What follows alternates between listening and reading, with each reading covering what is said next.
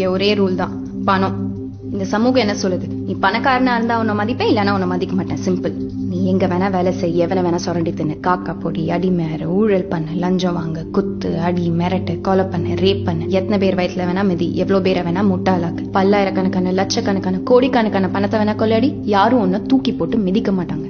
ஏன்னா அந்த சமூகத்துல ஒரே ஒரு விதிதான், நீ பணம் சம்பாதிச்சா அந்த சமூகம் ஒன்ன மதிக்கும், நீ பணம் சம்பாதிக்கலன்னா அந்த சமூகம் ஒன்ன மதிக்காது. சிம்பிள்.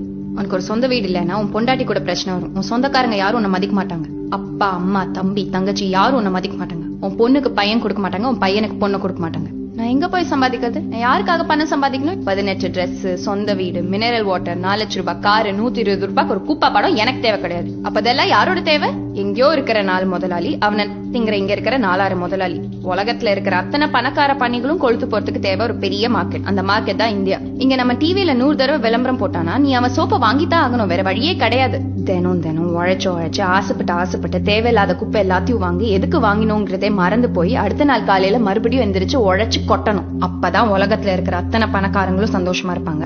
அவங்கள சந்தோஷமா வச்சுக்கதான் கடவுள் ஒன்ன படைச்சிருக்காரு.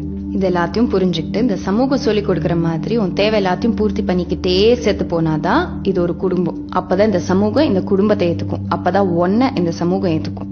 இதுக்கு எல்லாத்துக்கும் ஒத்துக்கிட்டாதான் இந்த சமூகத்துல என்ன சொல்றது, சந்தோஷமா வாழ முடியும்.